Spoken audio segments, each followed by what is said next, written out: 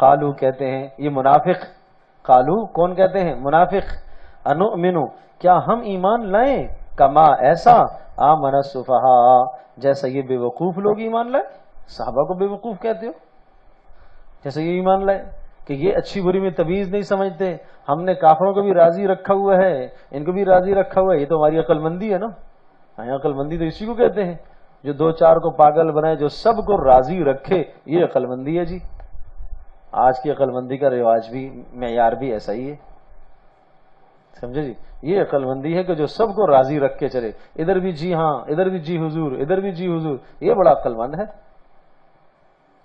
اور سنو، علامہ ابن تیمیہ رحمۃ اللہ علیہ نے لکھا ہے کہ جو عالم کہیں کام کرے اور اس کی مخالفت کرنے والا ایک فرد بھی نہیں ہے تو میں دعوے سے کہتا ہوں کہ وہ مداہن ہے، وہ دین میں نقص پیدا کر رہا ہے۔ کہ اللہ کے نبی کے مخالف نہیں تھے، وہ مداہن ہے۔ مداہن سمجھتے ہو؟ مداہنت کس کو کہتے ہیں؟ نرم پالیسی، ایسی نرم پالیسی کہ جس سے سب راضی ہو جائیں۔ اللہ کا حکم چھوٹتا ہے چھوٹ جائے، نبی کا طریقہ چھوٹتا ہے چھوٹ جائے، تو وہ مداہن ہے۔ ہر زمانے میں لوگ آئے جنہوں نے محنتیں کی، جنہوں نے دین کو پھیلایا ہے، ان کے مخالفین ہوئے ہیں۔ نبی کے مخالف تھے، نبی کے گھرانے پر تہمت لگی، تو یہ سب الزامات، یہ سب تہمتیں کام کرنے پر تو آتی ہیں، سمجھے جی؟ تو اس لیے کہا کہ وَإِذَا قِيلَ لَهُمْ، جب ان سے کہا جاتا ہے ایمان لاؤ ایسا جیسا کہ صحابہ ایمان لائے، قالو کہتے ہیں انؤمن ہم ایمان لائیں، کما آمن السفہاء جیسے بے وقوف ایمان لائے۔ صحابہ کو بے وقوف کہتے ہو؟ تو سنو اللہ نے کیا کہا، الا انہم هم السفہاء، اللہ ان مقدس ہستیوں کو اگر تم بے وقوف دینداروں کو، نبی علیہ السلام کے پاس بیٹھنے والوں کو، آپ علیہ السلام کی تربیت یافتہ اور صحبت یافتہ کو تم بے وقوف کہتے ہو، تو سنو اللہ کا جواب، الا خبردار، انہم بے شک وہی لوگ، ہم السفہاء یہی بے وقوف ہیں جو صحابہ کو کہتے ہیں، ولکن لا یعلمون لیکن علم بھی نہیں رکھتے، انہیں ظالموں کو پتہ بھی نہیں ہے عقل مندی کس چیز کا نام ہے۔ جنہوں نے آخرت کو سمجھا وہ عقل مند ہیں، اور جو آخرت سے غافل رہے وہ بے وقوف ہیں۔ اب تمہیں حدیث سناتا ہوں رسول اکرم صلی اللہ علیہ وسلم کا ایک ارشاد، اس جگہ کے ساتھ جوڑیں تو معنی 100% سمجھ میں آ جائے گا۔ آپ نے ارشاد فرمایا، الکیس من دان نفسہ وعمل لما بعد الموت، سب سے بڑا عقل مند وہ آدمی جس نے اپنے نفس پر قابو پا لیا، موت کے بعد کی زندگی کی تیاری کر لی، یہ عقل مند۔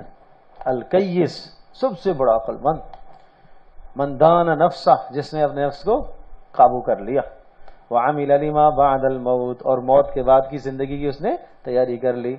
بے وقوف، والعاجز من اتبع نفسہ ہواها، بے وقوف ہے وہ آدمی جس نے اپنی خواہشات کی پیروی کی، وتمنا علی اللہ اور اللہ پر امیدیں باندھتا رہا کہ میں معاف کر دیا جاؤں گا، یہ بے وقوف ہے۔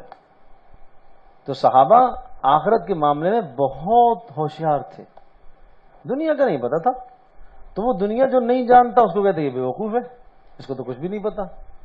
وہ تہجد گزار ہے، روزے دار ہے، اللہ کو راضی رکھا ہے، اللہ کے نبی کو راضی رکھا ہوا ہے، اس کو کہتے ہیں عقل مند نہیں ہے۔